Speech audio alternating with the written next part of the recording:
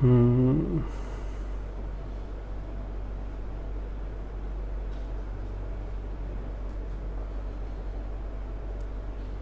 नहीं शो नहीं कर रहा है। लाइव हो गया है। अच्छा अच्छा।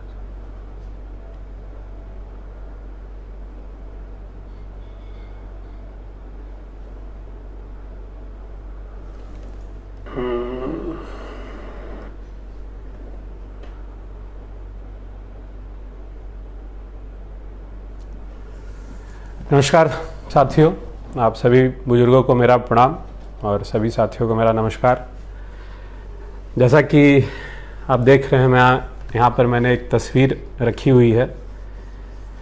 आप सभी लोगों से मैं जानना चाहता हूँ कि कितने लोग आज इनको तस्वीर देख के पहचान पा रहे हैं कि नहीं।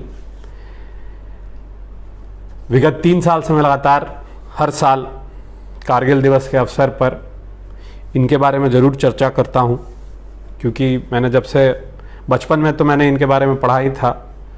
जब मैं 5वीं या 6ठी कक्षा में था और कारगिल युद्ध के तुरंत बाद जो 15 अगस्त हुआ था, उसमें स्कूल में मुझे एक स्पीच देना था।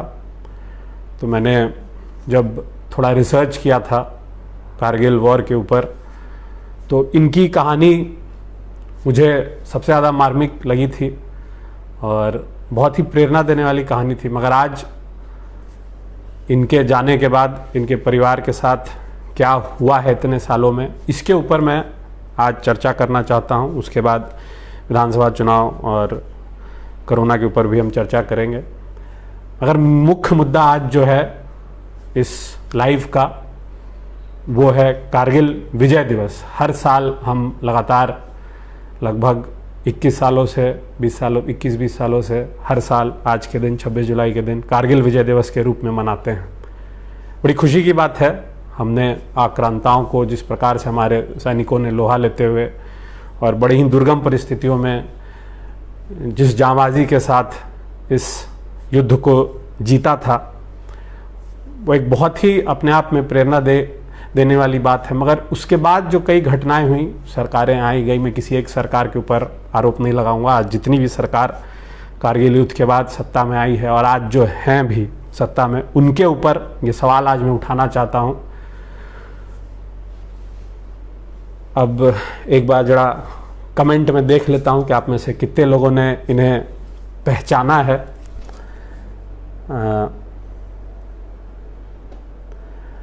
अभी तक किसी ने भी आप लोगों में से इनका नाम अभी तक नहीं लिखा है, तो मैं बताना चाहूँगा। ये हैं दिवंगत कैप्टन सौरभ कालिया। 22 साल की उम्र में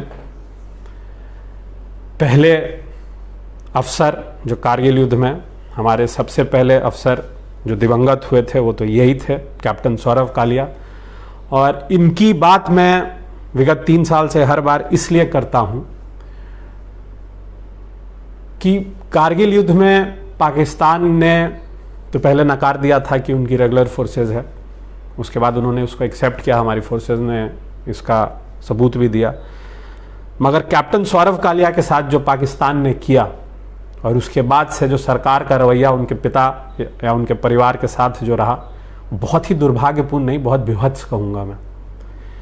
कैप्टन सौरभ कालिया अपने 5 साथियों के साथ, इसमें हवलदार जेसीओज और बाकी लोग थे, एक पेट्रोल पार्टी के रूप में कारगिल वॉर शुरू होने से पहले कास्कार रीजन में कारगिल में पेट्रोल पे इनकी टीम गई थी फॉरवर्ड पोस्ट पे देखने के लिए। जब भारतीय सेना को एक खबर मिला था गडेरियो के द्वारा कि कुछ घुसपैठिए हमारी सीमा में घुस आए हैं, तो सबसे पहली जो पेट्रोलिंग पार्टी थी उसमें कैप्टन सौरभ कालिया ने उसको लीड किया था, मात्र 22 साल की उम्र में। और बड़ी जाबाजी के साथ जब ये उस कास्कार रीजन में पहुंचे थे, तो वहां पर इनकी मुठभेड़ उन घुसपैठियों, उन पाकिस्तानी सैनिकों के साथ हो गई और इनकी गोलियां खत्म हो जाने के साथ, क्योंकि इनको पता नहीं था कि इतनी बड़ी तादाद में वहां पर पाकिस्तानी सेना पूरी मुस्तैदी अपने पूरे असले के साथ वहां पर जमा है, और इन्होंने बहुत देर तक उसका लोहा लिया उन घुसपैठियों से, और अंत में इनका जब असला ख़त्म हो गया तो इनके साथ इनके 5 बहादुर सिपाहियों को पाकिस्तानी सैनिकों ने पकड़ लिया और कैप्चर करके रखा। और कारगिल युद्ध के 21 दिन या 22 दिन के बाद इनके शव को भारतीय सेना को सौंपा गया था।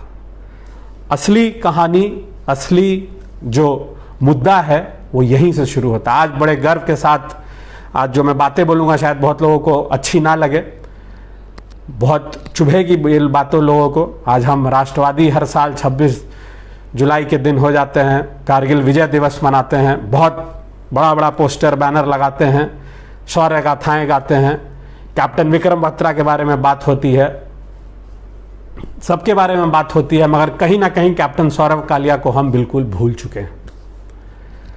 पिछले साल 24 जुलाई को मैंने इनके पिता श्री एन.के. कालिया जी का एक साक्षात्कार पढ़ा था, और पढ़ने के बाद मैं अपने आप को रोने से मैं रोक नहीं पाया था। कहानी तो मैं इनकी बचपन से जानता था, मगर कहीं ना कहीं मैं भी उस कहानी को भूल गया था, एक कहानी मानकर। इस वीर आत्मा ने जो वीरता के साथ अपनी जवानी न्यौछावर कर दी, हम आज यहाँ बैठकर जो इस तरह से चर्चा कर पा रहे हैं, तो बहुत बड़ा हाथ ऐसे वीर योद्धाओं का भी है। अच्छी बात है कि आज हम उन वीर योद्धाओं को सम्मानित करते हैं, मगर कहीं ना कहीं कैप्टन सौरभ कालिया को इंसाफ दिलाए बिना ये विजय दिवस मनाना अपने आप में एक अधूरा सपना जैसा है। कहीं ना कहीं कैप्टन सौरभ कालिया की आत्मा को भी एक कचोटता होगा कि मेरी आज जो परिवार की स्थिति है, आज जो सरकार का रवैया है, वो क्यों ऐसा है। तो असली मुद्दे पे हम आते हैं, क्या हुआ था कैप्टन सौरभ कालिया के साथ। कैप्टन सौरभ कालिया को जो पाकिस्तानी सेना ने पकड़ लिया और उनके 5 साथियों को, और जो उनका शव जब मिला 21 दिन के बाद, तो पूरे शरीर पर सिगरेट से जलाने के मार्क्स थे। उनके आँख को फोड़ दिया गया था, उनके ईयर ड्रम्स को बर्स्ट कर दिया गया था गरम सलाखों से, लोहों के सलाखों से। उनका नाक काट दिया गया था, उनका एक एक दांत निकाल लिया गया था, उनके पैर और हाथ के एक एक नाखून निकाल लिए गए थे, एक एक उंगलियां तोड़ दी गई थी, उनका जीभ काट लिया था, उनका गुप्तांग काट दिया गया था, और उसके बाद उन्हें गोली मारी गई थी। किसी भी लड़ाई में या किसी भी तरह के इस तरह के जब घटनाएं होती हैं दो देशों के बीच में, एक जेनेवा कन्वेंशन है, द वर्ल्ड वॉर के बाद सारे देशों ने इसके ऊपर साइन किया था, जिसका पार्टी पाकिस्तान भी है, भारत भी है। कहीं भी ऐसे अमानवीय कृत्य किसी भी पकड़े हुए सैनिक के साथ करने का किसी भी देश को अधिकार नहीं। उस समय के थल सेना अध्यक्ष आज भारत सरकार में मंत्री हैं। उन्होंने कैप्टन सौरभ कालिया के पिता को आश्वस्त किया था जब उनका शरीर उनके घर पे पहुंचा था कि इनकी लड़ाई, इनके हक की लड़ाई हम लड़ेंगे, हम इंटरनेशनल फोरम पे भी इस केस को उठाएंगे और पाकिस्तान को माफ़ी मांगना पड़ेगा ऐसे कृत्य, घिनौने कृत्य के लिए। मगर आज 22 साल हो गया है, कैप्टन सौरभ कालिया के पिता एन.के. कालिया लगातार 21 सालों से कई फोरम्स पे केस को लड़ चुके हैं, सुप्रीम कोर्ट तक गए हैं, मगर आज तक किसी भी सरकार ने उनकी कोई मदद नहीं की है। हर सरकार का यही जवाब होता है कि इसको इंटरनेशनल फोरम पे हम नहीं ले जा सकते हैं। अब किन कारणों से नहीं ले जा सकते हैं ये सरकार ही बता सकती है। आज कुलभूषण जाधव के लिए सरकार जितना प्रयासरत है, पिछले साल जब हमारे वायुसेना के कमांडर अभिनंदन पकड़े गए थे तो भारत सरकार ने जिस मुस्तैदी के साथ उनको वापस लाया था, तो कहीं ना कहीं हमारे मन में एक होप जगी थी कि सौरभ कालिया के साथ भी भारत सरकार न्याय जरूर करेगी, कम से कम एक बार तो इस मुद्दे को भी इंटरनेशनल फोरम पे उठाया जाएगा। मगर आज तक किसी भी सरकार ने कुछ नहीं किया है कैप्टन सौरभ कालिया के लिए। आज मैं देख रहा हूं जिस प्रकार से युवा, बुजुर्ग, सभी लोग बिहार के या बिहार के बाहर के लोग सुशांत सिंह राजपूत के लिए जिस तरीके से सुब्रमण्यम स्वामी ने सीबीआई जांच का मांग किया, उसके बाद इसके ऊपर ट्विटर कैंपेन हुआ, बड़ा इसके ऊपर चर्चा हुई, कई तरह के लोग इसके पीछे लगे। एक अच्छा जेन्युइन डिमांड है, सही बात है, मैं मानता हूँ ये होना चाहिए। उसी तरह मगर जो देश के, हमारे देश के लिए कारगिल वॉर में जो सबसे पहले अफसर जो शहीद हो गए, उनके लिए न्याय क्यों नहीं, उनके लिए कोई कैंपेन क्यों नहीं? कब तक हम ऐसी घटनाओं को भूलकर बस कारगिल दिवस के दिन एक शौर्य गाथा हम गा के खुश होकर बैठ जाएंगे? कब तक हम शहीदों के लिए दीप जलाकर कैंडल मार्च करके चुप होकर बैठ जाएंगे? Justice for captain Saurabh Kalia कब ट्विटर पर ट्रेंड करेगा? कब सरकार की नींद खुलेगी? जो थल सेना अध्यक्ष थे आज मंत्री हो गए और मंत्री बनने के बाद भी इस मुद्दे के ऊपर चुप हो गए। कब तक उनकी नींद नहीं खुलेगी इन घटनाओं के ऊपर? कब तक उनकी चुप्पी नहीं टूटेगी इस घटनाओं के ऊपर? जिस तरीके से, इसलिए मैं आज आप युवा साथियों से अपील करता हूं कि जिस तरीके से सुशांत सिंह राजपूत के लिए जस्टिस और सीबीआई जांच की मांग हो रही है, उसी तरह एक कैंपेन आप चलाइए, क्योंकि आपके हाथ में ताकत है। आप जिस तरीके से आप किसी मुद्दे को दुनिया के पटल पर, मैं प्रदेश और देश के पटल पर नहीं, दुनिया के पटल पर मैं कह रहा हूं कि आप ला सकते हैं, कोई नहीं कर सकता है। इसलिए हम जब तक ऐसे दिवंगत होनहार आत्माओं के जस्टिस के लिए हम आवाज नहीं उठाएंगे, तब तक कारगिल दिवस अधूरा रहेगा। इसलिए मेरी आप लोगों से हाथ जोड़कर अपील है कि कैप्टन सौरव कालिया के लिए भी कोई कैंपेन चलाना जरूरी है। कैसा कैंपेन हो उसे आप तय करें। इसका मुद्दा सिर्फ यही है कि सरकार इस मुद्दे को भी दबने ना दे, इस मुद्दे को भी इंटरनेशनल फोरम पे उठाए और 21 साल से जो कैप्टन सौरव कालिया के पिता श्री एन.के. कालिया जो अकेले इस केस को लड़ रहे हैं, उनको भी सरकार मदद करे, उनकी बातों को सही फोरम पे ले जाए और पाकिस्तान को इस घिनौने कृत्य के लिए माफी मांगना पड़े।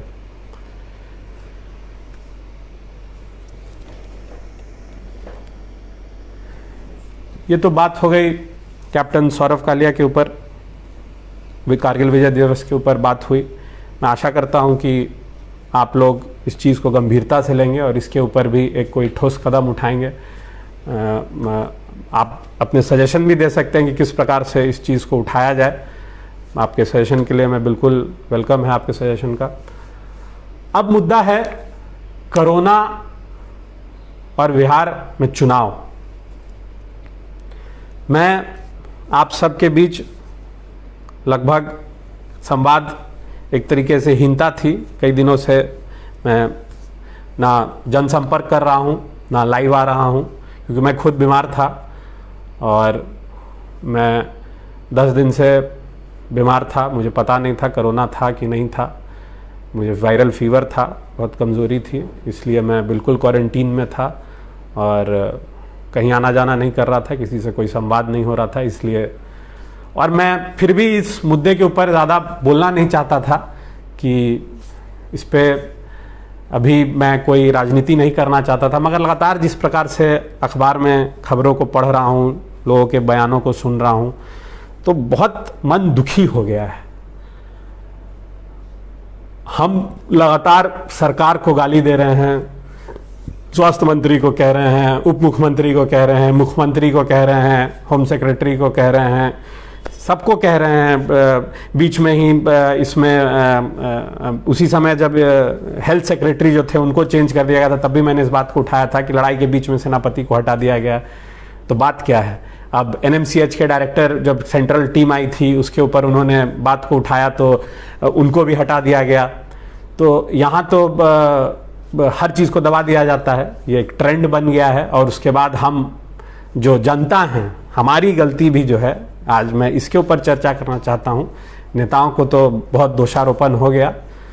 मैंने पहले भी कहा था सरकारें आएंगी जाएंगी, जब तक आप जागृत नहीं होंगे तब तक ऐसा बिहार में होता रहेगा और आप कुछ नहीं कर सकेंगे। हर बार आप ऐसे ही रोएंगे और जब समय आएगा वोट देने का तो आप जात के नाम पर, पार्टी के नाम पर, राष्ट्रीय धर्म के नाम पर, राष्ट्रीयता के नाम पर आप सरकार चुनेंगे, विधायक चुनेंगे, एमपी चुनेंगे और हर साल ऐसे ही बाढ़ महामारी झेलते रहेंगे।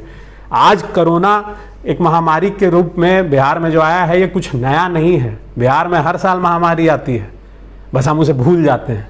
चमकी बुखार भी एक महामारी है, कुपोषण भी एक महामारी है, बाढ़ में इतनी मृत्यु होती है हर साल उत्तर बिहार में। एक इंडस्ट्री में, तो जब मैं राजनीति में जब मैं आया था, मैंने अपने पहले स्पीच में यह कहा था कि बिहार में एक सबसे बड़ा इंडस्ट्री है फ्लड इंडस्ट्री। राजगीर में पार्टी का अधिवेशन था, मैंने उसमें कहा था, बहुत लोगों को उस दिन बात बुरी लगी थी, मगर ये एक फैक्ट है।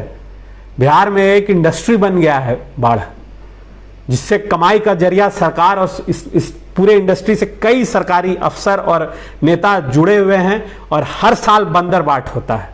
इस बार कोरोना में भी यही हो रहा है, मगर जब इस बार इतने व्यापक रूप से जब ये सारी चीजें होने लगी, तब लोगों को लगा कि नहीं, गलत हो रहा है। मगर गलत होता है, हम जैसे मैं कह रहा हूं ना, सौरभ कालिया के लिए एक दिन हम आज बोलेंगे, उसके बाद फिर हम सब साल भर भूल जाएंगे। उसी तरह ये हर साल होता है, ये हमारी गलती है, आपकी गलती है।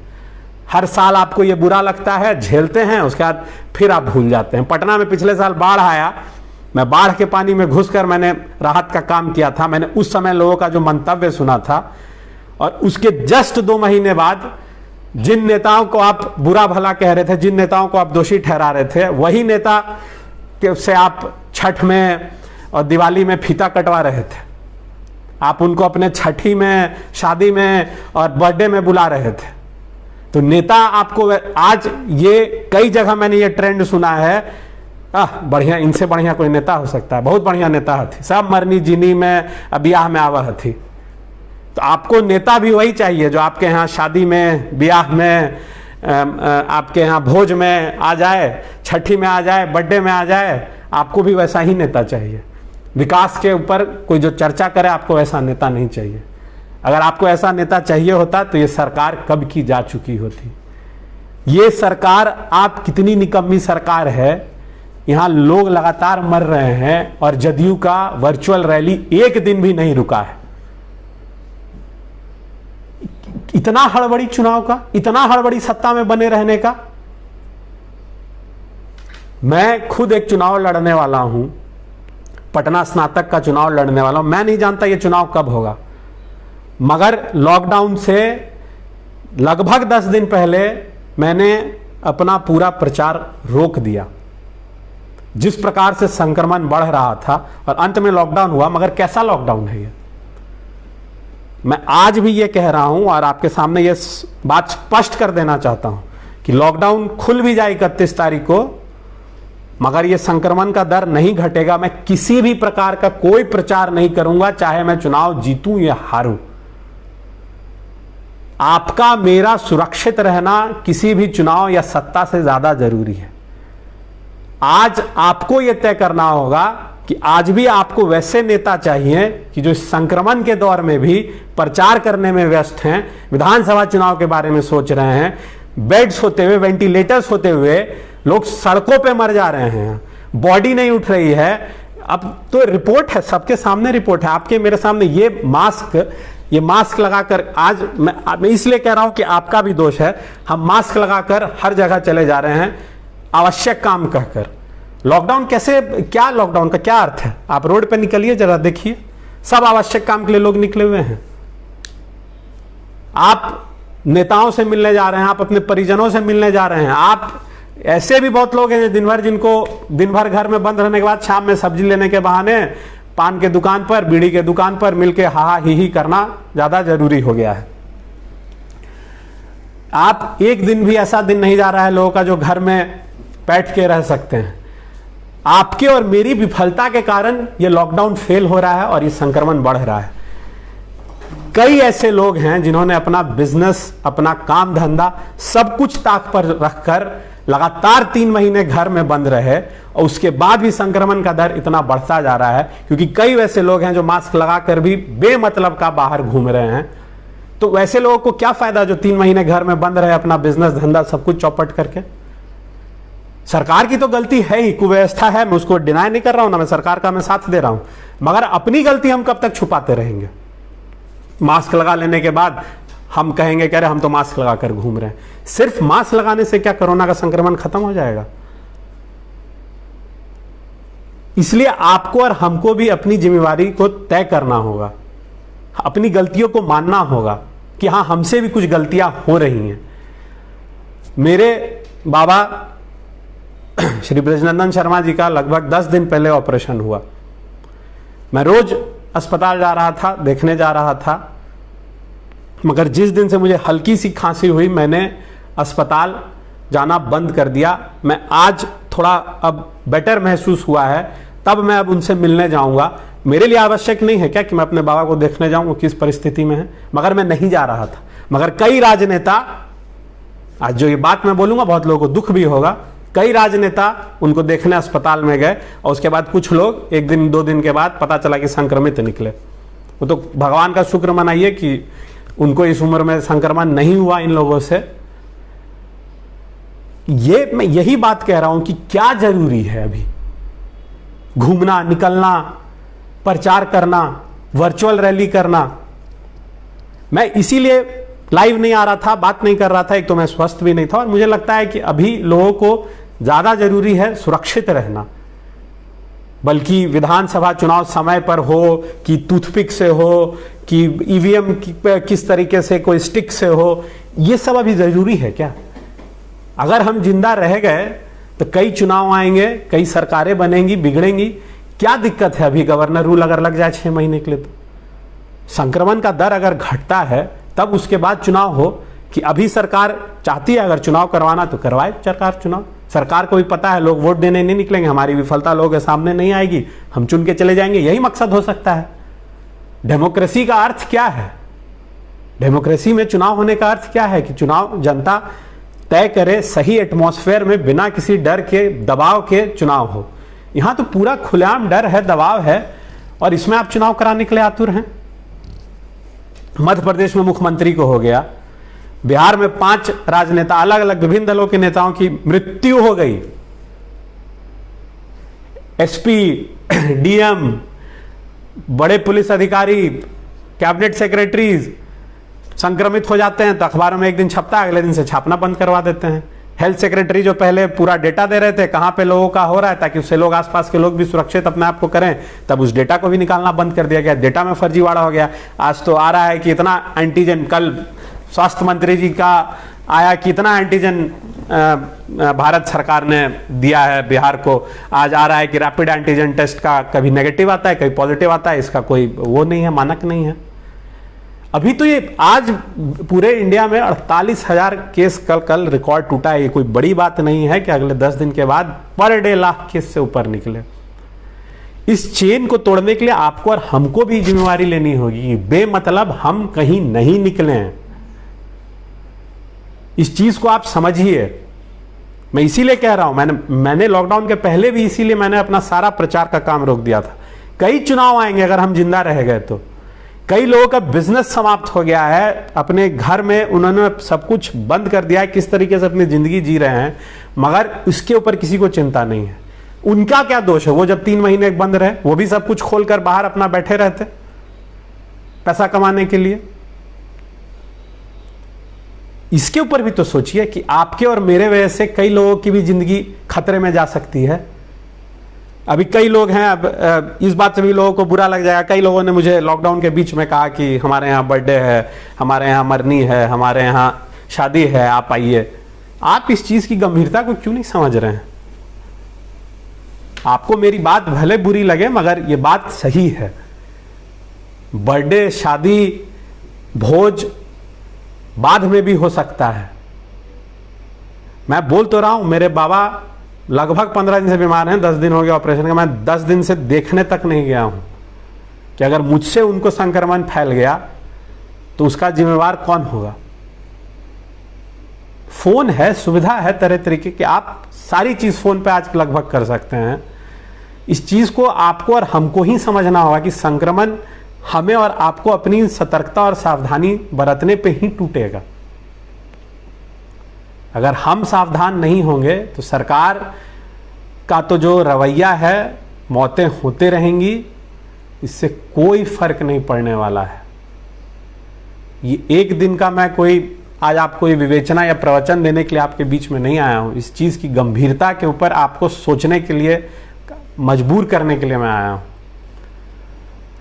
इस चीज को आपको समझना होगा कि आवश्यक है तभी बाहर निकलिए। और जो राजनेता आज प्रचार कर रहे हैं, चुनाव का, विधानसभा का दौरा कर रहे हैं, उनसे भी मेरी अपील है कि आप अपना और अपनी जनता का जीवन जो है उसको आप, उसका महत्वपूर्णता को आप समझिए। आप समझिए कि कितना जरूरी है बंद रहना घर में अभी जब आवश्यक नहीं है। चुनाव की घोषणा अगर चुनाव आयोग भी करती है तो मुझे लगता नहीं कि ये सही होगा। चुनाव को अभी जिस तरीके से उपचुनाव को टाल दिया गया है, इस चुनाव को अभी टाल देना चाहिए। और गवर्नर रूल लगता है तो लग जाने दीजिए। मेरा और आपका सुरक्षित रहना ये साल ज़्यादा ज़रूरी है, चुनाव से भी ज़्यादा ज़रूरी है। सत्ता में कौन है नहीं है ये तो जनता समय पर तय कर देगी। जनता देख चुकी है। ये सरकार क्योंकि अपने कामों का बात नहीं करती है। ये जो समय है कोविड का, कोरोना का, सरकार चाहती तो इतना अच्छा काम करती कि उनके 15 साल का सारा पाप धुल जाता। मगर सरकार खुद का पीठ थपथपाने में बिहार तीसरे या चौथे नंबर पे जल्द ही पहुंच जाएगा, जल्द ही 1 नंबर पे भी चला जाएगा, क्योंकि जो स्थिति है यहाँ पर। मगर सरकार को इन सब चीज़ों से मतलब नहीं है। सरकार को इस सब से मतलब है कि जो अगर आवाज़ उठाएगा उसको दबा दिया जाए। वहाँ अप्रोच पुल टूटा कि 70 घाट पुल टूटा, उसके ऊपर जब लोग विरोध करने लगे तो उन्हीं को अरेस्ट करके उनके ऊपर केस कर दिया गया। मीडिया में जो अखबारों में जो खबर छपी उसमें दिखा दिया कि बाढ़ से एक पुल बह गया। अरे क्या पुल बह गया, कब बना था, क्या हुआ, कितने घोटाले हो रहे हैं, इसके ऊपर कोई चर्चा नहीं है। चलिए इसके ऊपर भी कोई चर्चा भी मत कीजिए, अभी चर्चा का यह समय नहीं है। मगर कोविड में जो घोटाला हो रहा है उसके ऊपर तो चर्चा कर लीजिए। ये वर्चुअल रैली जो रोज जदयू कर रही है, किसके लिए कर रही है? मेरे और आपके हित के लिए कर रही है। अगर आपने 15 साल में काम किया होता तो आपको इतना रोज रोज वर्चुअल रैली करने का कोई आवश्यकता नहीं था।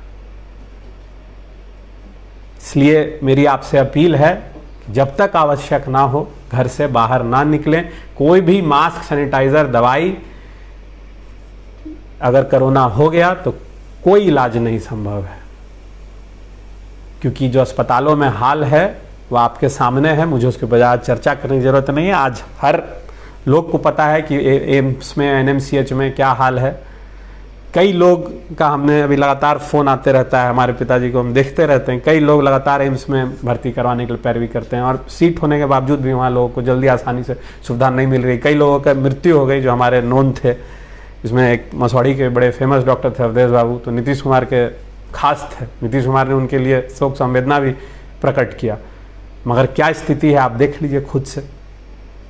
इसलिए मैं आपसे बार बार यही अपील कर रहा हूं कि अभी चुनाव प्रचार या चुनाव, ये सब सारी बातें बेमानी हैं। आपका और मेरा सुरक्षित रहना ज़्यादा ज़रूरी है।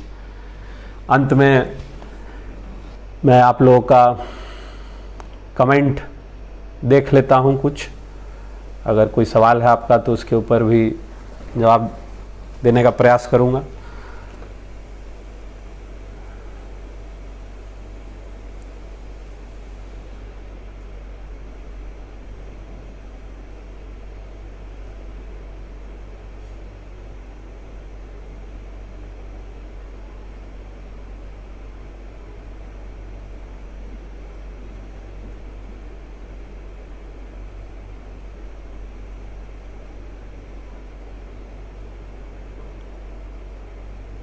बिहार में भैया, बिहार में कर्फ्यू लगना चाहिए। राज अंकित गुप्ता जी, बिल्कुल सही बात है गुप्ता जी। अगर जो परिस्थितियां बनी हुई हैं, अगर लोग अभी भी नहीं मानेंगे तो मुझे लगता है कि आखिरी उपाय यही है कि यहाँ कर्फ्यू लगा दिया जाए, सेना के हाथ में दे दिया जाए, क्योंकि लोग अभी भी नहीं मान रहे हैं। लॉकडाउन जिस तरीके से जब कम था संक्रमण, लोग जिस तरीके से घरों में बंद थे, आज जब संक्रमण भयावह रूप से फैल चुका है, लोग बेमतलब घर के बाहर निकल रहे हैं। यह भी एक अकाट्य सत्य है।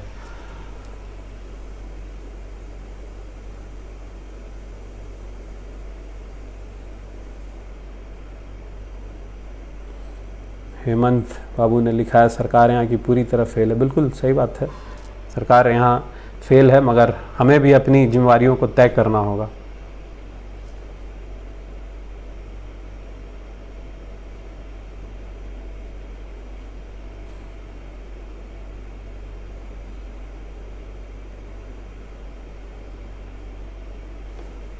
रणधीर कुमार पिकू जी ने लिखा है, सर हमारे यहाँ मखदुमपुर में सरकारी अस्पताल में किस तरह का कोई व्यवस्था नहीं है। हर जगह यही हाल है पिकू जी। यहाँ पटना में भी एम्स और एनएमसीएच का क्या हालत है, किसी से कोई छुपा नहीं है। अब मेरे बाबा का ही तबीयत खराब हुआ, उनको लेके हम लोग रूबन में गए, रैपिड एंटीजन टेस्ट हुआ, उसमें वहाँ पॉजिटिव उनका दिखाया। उसके बाद तुरंत हम दूसरे अस्पताल में गए, वहाँ पर नेगेटिव हुआ। उसके बाद उनका तीसरे अस्पताल में ऑपरेशन हुआ, वहाँ भी टेस्ट हुआ, वहाँ भी नेगेटिव हुआ।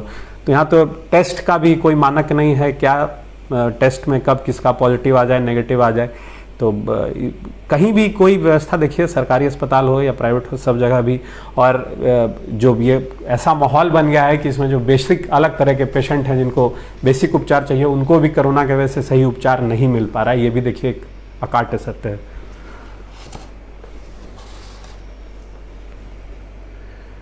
राहुल रंजन जी, ग्रामीण बिहार में शैक्षणिक पलायन क्यों चर्चा का विषय बना है। बिल्कुल, मैं तो इसके ऊपर लगातार चर्चा हमेशा करते रहता हूँ। पलायन का बहुत बड़ा सिर्फ ग्रामीण नहीं, यहाँ शहरी क्षेत्रों से भी जितना दिल्ली, बॉम्बे, पूना, बंगाल, बिहार से छात्र जाते हैं, ये बिल्कुल प्रमाण है इसका। और इसके ऊपर मैंने लगातार चर्चा की है, क्योंकि जब तक यहाँ शिक्षा व्यवस्था सुधार नहीं होगा, शिक्षा से बहुत बड़ा पलायन का यहाँ आप समझिए कि रोका जा सकता है। अगर सही शिक्षा व्यवस्था हो जाए, प्राइवेट कॉलेजेस को भी अगर यहाँ इनिशिएटिव देकर खुलवाया जाए, इंडस्ट्रीज़ को यहाँ बुला, क्योंकि देखिए अच्छा है कि पूना जैसा जो शहर है वो पूरा आपका उसका जो इकॉनमी है वो स्टूडेंट्स के ऊपर बेस्ड है। तो ऐसा नहीं, अगर शिक्षा व्यवस्था को बिहार में दुरुस्त किया जाए तो बिहार में भी एक अलग पैरेलल इकॉनमी खड़ा किया जा सकता है और इससे कई रोजगार का सृजन हो सकता है। सरकार हर बार यहाँ शिक्षकों के लिए अलग अलग मानक निकालती है, वैकेंसियाँ निकालती है, और कभी कोर्ट में मामला जाकर अटक जाता है, कभी सरकार खुद इस मामले को रोक देती है। तो ये बहुत सही मुद्दा और इसके ऊपर मैंने लगातार कई बार चर्चा की है। राहुल रंजन जी, इसमें जनता की गलती है, बिल्कुल है।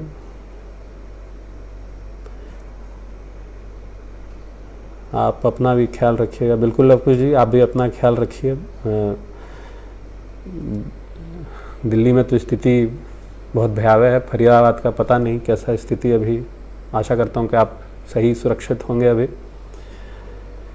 अमित शर्मा जी, जहानाबाद की हालत ख़राब है, सभी को चाहिए अपने रिश्तों को मौजूद बनाने के लिए दूरी अभी बनानी होगी। बिल्कुल सही बात है। अभी कोई भी गोतियारों या भोज अटेंड करने से ज़्यादा ज़रूरी है, लोग बुरा माने तो माने, अपने आप को और अपने परिवार को सुरक्षित रखें हम।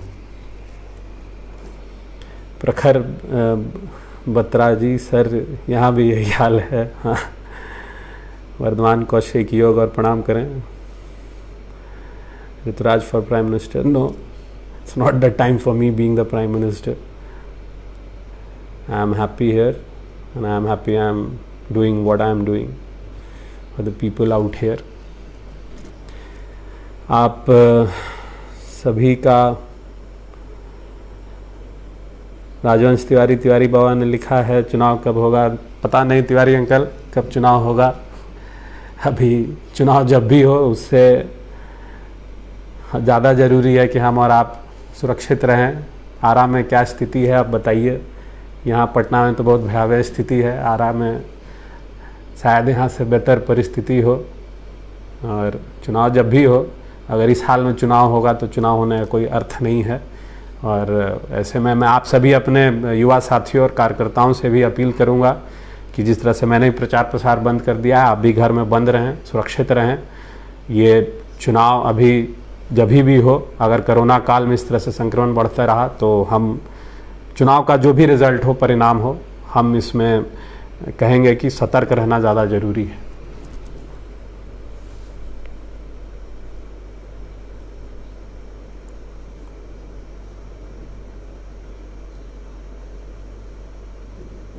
जहाँ तक मैं आपको जानता हूँ, आप एक अच्छे पढ़े लिखे हैं। क्या आप सरकार को ये सलाह देना चाहेंगे बिहार सरकार को अभी क्या करनी चाहिए? पवन तिवारी जी, करना ही चाहिए। स्वास्थ्य व्यवस्था को आप सुधारिए। जितने आपके आप एम्स में हो या एनएमसीएच में हो, जितना आपका पैरा मेडिकल स्टाफ है, जो लाइफलाइन है हॉस्पिटल्स का, सब कॉन्ट्रैक्ट के ऊपर है। बिहार सरकार तो एक तो सारा बहाली कॉन्ट्रैक्ट पर ही करती है, तो ये कॉन्ट्रैक्ट पे जो बहाली होती है लाइफलाइंस की, इनको तो कम से कम जो जान अपना रोज जोखिम में डाल रहे हैं, लगातार हड़ताल पे जा रहे हैं, क्यों जा रहे हैं? अगर इस व्यवस्था को नहीं दुरुस्त किया जाएगा सही उचित समुचित व्यवस्था नहीं दी जाएगी। यहाँ सरकार ने उसके ऊपर भी, मैं बीमार था तो मैंने देखा था, एक ऐड आया था जब मांगा गया था प्राइवेट हॉस्पिटल से जो कोविड सेंटर बनना चाहते हैं, उसमें एक नीचे बहुत पतला सा छोटा सा लाइन लिखा हुआ था, शायद मेरे मोबाइल में हो, मैं आपको दिखा पाऊँ। एक बड़ा छोटा सा लाइन था, उसमें लिखा हुआ था जिसके ऊपर कि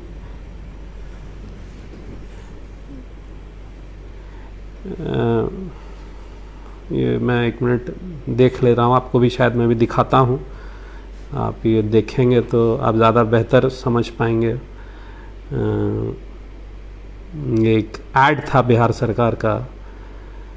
हाँ, ये देखिए ऐड मुझे ये मिल गया है। अगर मैं अपने सहयोगी से कहूँगा कि इसके ऊपर ज़रा फोकस करें। इसमें नीचे में लिखा हुआ है, चिकित्सा में होने वाले व्यय का वहन संबंधित मरीजों द्वारा किया जाएगा। ये अभी मैं अपने सहयोगी प्रवीण जी को कहूँगा कि दिखाएं जरा आप लोगों को। ये बिहार सरकार का ऐड है जो अखबारों में यहाँ छपा था जब संविदा यहाँ निकाला गया था, मांगा गया था। इसमें लिखा हुआ है कि, और इसका कोई मानक नहीं है, वेंटिलेटर का क्या चार्ज लगेगा, वेंटिलेटर का क्या चार्ज लगेगा, आ रहा है, थोड़ा आगे कर दो, आ रहा है। इसके ऊपर थोड़ा और दिख रहा है, ये रेड में है, हमने इसको मार्क किया हुआ है। इसको हम फेसबुक पे भी डलवाएंगे अगर आप लोग जाके इसको देख सकें। ये क्या मतलब है, मजाक, मतलब जो एक तो आपके पास बेड्स होते हुए भी आप गरीबों को नहीं दे पा रहे हैं, और उसके बाद भी आप इसमें कह रहे हैं कि भाई इसका वहन करेगी। और डीएम साहब अभी तक तय नहीं कर पाए हैं कि क्या रेट रहेगा प्राइवेट हॉस्पिटल्स में। 20 प्राइवेट हॉस्पिटल का लिस्ट निकाल दिया गया है, मगर 2 से 3 ही प्राइवेट हॉस्पिटल में शायद अभी भी कोविड पेशेंट्स को देखा जा रहा है। इसलिए क्या करना चाहिए बिहार सरकार को, तो मैं यही कहूँगा कि जो गरीब लोग मर रहे हैं कम से कम उनके ऊपर ध्यान दे दीजिए। अंडर सेक्रेटरी तो आपके सड़क पर ही मर गए, कई विधायक शहीद हो गए, बेतिया में सत्ताधारी पार्टी के कार्यकर्ता मर गए, उसके बाद उनको किस तरीके से बात को दबाया गया है। तो ये सब पे राजनीति में नहीं करना चाहता हूँ, मगर जो घटनाएं हो रही हैं वो आपके सामने है, आपको पता है। और सरकार को क्या करना है, सरकार को बखूबी पता है। सरकार का काम अभी सिंपल एक सूत्री होना चाहिए कि जिस तरीके से उड़ीसा, केरला, जो बाकी स्टेट्स हैं हमारे आसपास में, जब उन लोगों ने इसको अच्छे तरीके से लॉकडाउन इन्फोर्स करके कंट्रोल करवा लिया, आपके कई पुलिस के आला अधिकारी संक्रमित हो रखे हैं। अभी बिहार में बाढ़ भी आया हुआ है, बिहार के बाद क्या महामारी का रूप लेगा कोरोना, और बाकी भी वो आपके सामने। इसलिए एक सूत्री कार्यक्रम होना चाहिए कि किस तरीके से यहाँ लोगों की जान बचे, टेस्टिंग सही तरीके से हो, सही तरीके से इलाज हो, वेंटिलेटर्स लोगों को मिले, ऑक्सीजन सिलेंडर्स मिले। अगर आप इसके ऊपर चर्चा ना करके रोज एक वर्चुअल रैली, आपके 4 विधायक या पार्टी के बड़े नेता रोज वर्चुअल रैली में लगे रहते हैं, उस किसके लिए है ये वर्चुअल रैली? कौन देख रहा है आपकी वर्चुअल रैली? क्या फायदा है आपकी इस वर्चुअल रैली का? 15 साल का आप बखान करके अगर इस 5 महीने में बिहार के आप 10% जनता को संक्रमित या 20% जनता को करके और 1% जनता की मृत्यु हो जाए तो उसका जिम्मेवार कौन है? उस वर्चुअल रैली का क्या फायदा है आपका?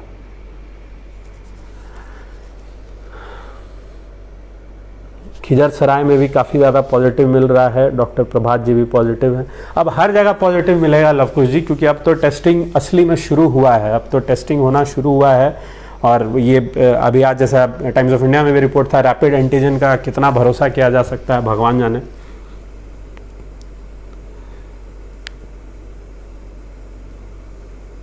तख्त बदल दो, ताज बदल दो, बेईमानों का राज बदल दो। ठीक है, नारा अच्छा है, मगर कब तक हम और आप सिर्फ नारा दे के ही संतुष्ट हो जाएंगे? सरकार अगर चुनाव कराए तो इसका पूरा बहिष्कार कर देना चाहिए उन नेताओं का कि जो आपके बीच में आकर वोट मांगने आ रहे हैं, अपनी उपलब्धियां गिना रहे हैं। अभी बिल्कुल ऐसे लोगों का बहिष्कार कर दीजिए, टोटल नॉन कॉपरेशन इन लोगों के साथ, किसी भी पार्टी के हों, किसी भी जात के हों, किसी भी धर्म के हों।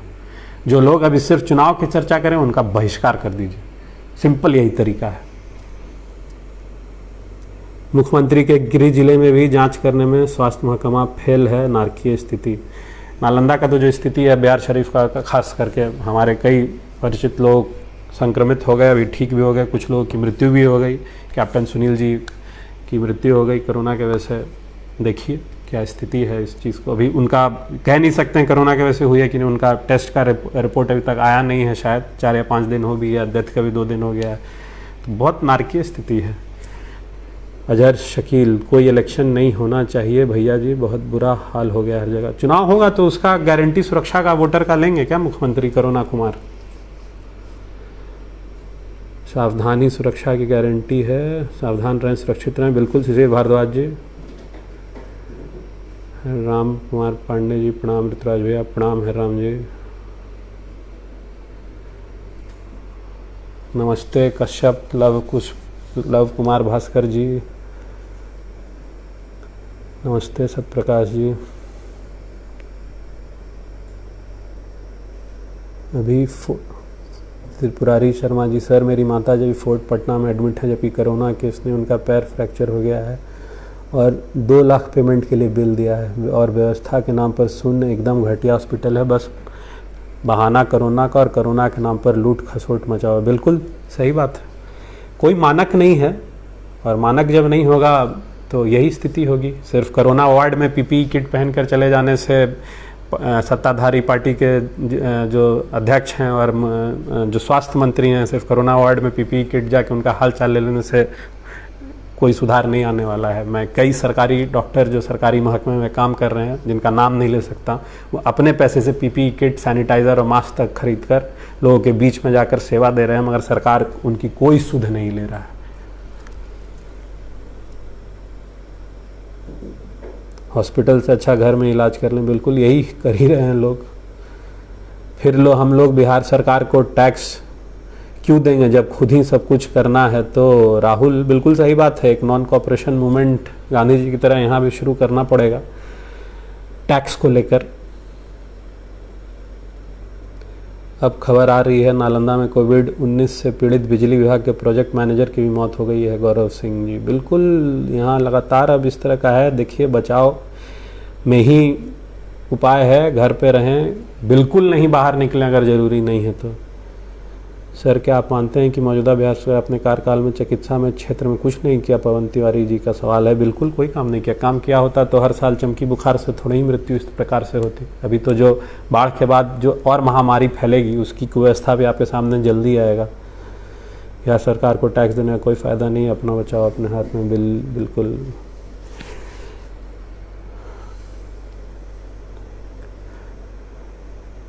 प्रणाम। ओमकार कुमार कश्यप जी, प्रजापति, गणेश पांडे जसपुरिया, पंडित जसपुरिया जी नमस्ते भाई साहब। बिल्कुल नमस्ते। राहुल ने बिहार में 90 दिन में न्याय कैसे मिले, न्याय का विषय बनाकर चर्चा भी करें, चुनावी मुद्दा बनाएं, इस कार्य के लिए बिहार आपका ऋणी रहेगा। न्याय 90 दिन में क्या, यहाँ 90 साल में नहीं मिल पाएगा। जो व्यवस्था है उसके ऊपर हम फिर कभी चर्चा करेंगे।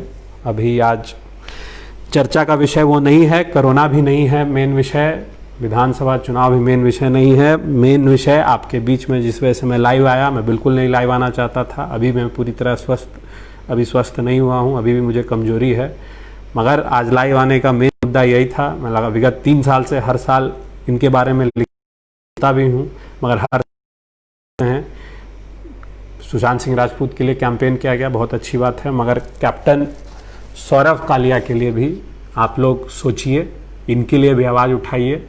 जो 22 साल की उम्र में एक नौजवान इतनी प्रताड़ना झेलने के बाद अपने देश के लिए शहीद हो गया, उसको देश आज किस प्रकार से भूल गया है। उस समय के थल सेना अध्यक्ष आज मंत्री बन गए हैं, सरकार में हैं, सत्ता में हैं, और उन्होंने अपनी खुद की बात को झुठला रहे हैं। जाधव जी के लिए सरकार बहुत अच्छा काम कर रही है, अभिनंदन जी के लिए बहुत अच्छा काम किया। इसी प्रकार हम चाहते हैं कि सरकार कैप्टन सौरव कालिया की बात को भी उठाए। जब तक इनकी बात को सरकार नहीं उठाएगी, मैं हर साल कारगिल विजय दिवस के दिन कोई विजय दिवस नहीं मनाऊंगा, कोई खुशी नहीं मनाऊंगा। ठीक है, अच्छी बात है, और भी बहुत लोग हमारे शहीद हुए, उनकी शौर्य गाथाएं बिल्कुल हम गाएंगे, उनका हम बिल्कुल सम्मान देंगे, उनके शहादत का हमें बिल्कुल सम्मान देते हैं, मगर कैप्टन सौरव कालिया को भी इंसाफ मिलना चाहिए। मेरा मुद्दा आज का यही है, इसके ऊपर आप लोग सोचिए, इसके ऊपर आप लोग अपनी आवाज़ को उठाइए। धन्यवाद। घर में रहें, सुरक्षित रहें।